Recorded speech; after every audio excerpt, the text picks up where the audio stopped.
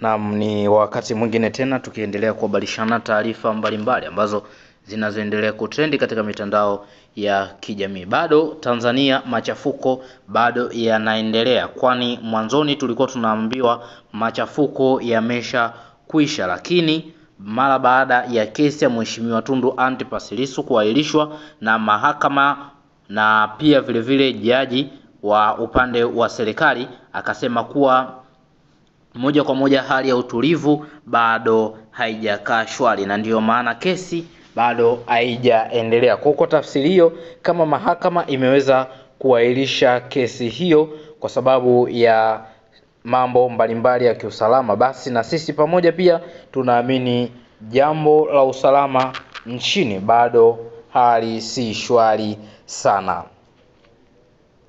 Katika mambo mbalimbali ambayo yameendelea kipindi cha uchaguzi, ni jambo kubwa mojawapo ni jambo la watu kuandamana, lakini pia vile watu kupoteza maisha, alkadhalika watu kukamatwa na jeshi la polisi, wengine wakafunguliwa mashtaka mbalimbali, ambapo mashtaka makubwa ambayo watu wamefunguliwa ni mashtaka ya uhaini, ambalo ni kosa lenyewe alinaga dhamana. Yaani leo hii ukipatiwa kosa la uhaini, basi moja kwa moja ni kosa ambalo halina dhamana.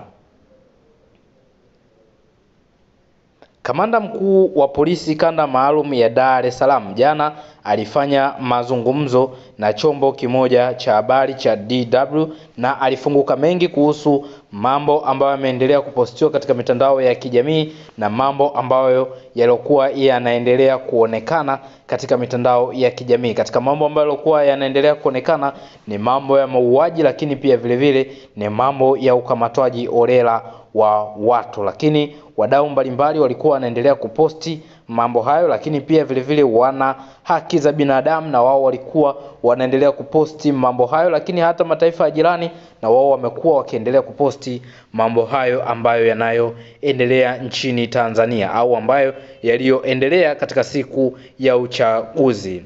Kamanda mkuu wa jeshi la polisi kanda maalum ya Dar es Salaam SACP Jumanne Muliro ametoa ufafanuzi kuhusu ripoti mbalimbali zinazoelezea vifo na uharibifu uliotokea wakati na baada ya maandamano ya Oktoba 29, 2025. Akizungumza, Kamanda Muliro katika mahojiano na chombo cha habari cha DW tarehe 10 Novemba 2025, Kamanda Muliro amesema taarifa kuhusu matukio hayo zishatolewa mara kadhaa na jeshi la polisi. Akijibu swali kuhusu watu waliodaiwa kukamatwa kwa kushiriki maandamano, amesema polisi hawakamati watu kwa sababu ya maandamano, bali kwa mujibu wa hati ya mashtaka, ambapo waliokamatwa wanakabiliwa na tuhuma za uhaini kutokana na matukio ya uharibifu yaliyojitokeza hapa nchini. Kuhusu video zinazosambaa mitandaoni zikionyesha raia wameuawa au kujeruhiwa kwa risasi, Muliro ameeleza kuwa baadhi ya video hizo hazina uhalisia wa eneo na muda wa tukio. Ameongeza kuwa mjadala mara nyingi huzingatia video za mauaji pekee, huku akizipuuza zile zinazoonyesha uharibifu wa mali za umma. Hiki ndicho kilichoendelea katika mahojiano yake kamanda wa polisi jijini Dar es Salaam Muliro, lakini pia vile akifanya mahojiano na chombo cha habari cha DW. Kama kamanda wa polisi amethibitisha kuwa video hizo hazina uhalisia wa muda na tukio husika, basi moja kwa moja kwa tafsiri hiyo ni AI ni kitu ambacho kinachofanya video za namna hiyo. Kwa hiyo wadau mbalimbali na wao wameendelea kutoa maoni yao kama kawaida yetu.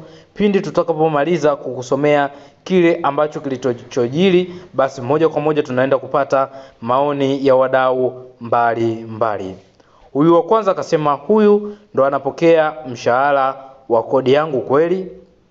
Huyu mwingine akasema majibu ya kunya mno. Lakini kuna huyu mwingine akasema Mungu amlaani mtu yoyote ambaye ni polisi.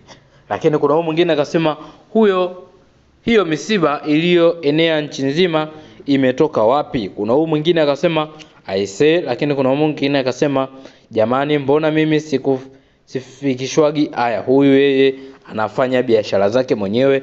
Lakini kuna huyu mwingine akasema au nyie mnasemaje? Lakini kuna huyu mwingine akasema hata zile za kuchoma mabasi za kutengeneza. Lakini kuna huyu mwingine akasema KM mbuzi zenu hata tone la aibu hamna. Lakini kuna huyu mwingine akasema da, huyu akiwa ni baba yangu namwekea sumu kwenye chakula.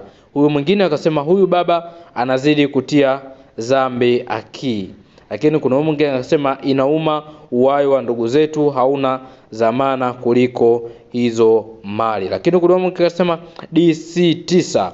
Sijajua anamaanisha nini. Wewe unaweza kutuandikia maoni yako kufuatia hii comment ya DC9, kwa sababu nimeona watu wengi wameanza kucomment hii comment ya DC9. Lakini kuna mwingine akasema wazee wa mikanusho, alafu huku ameweka emoji ya kucheka. Na unaweza kutuandikia maoni yako kufuatia hiki ambacho kilichojiri.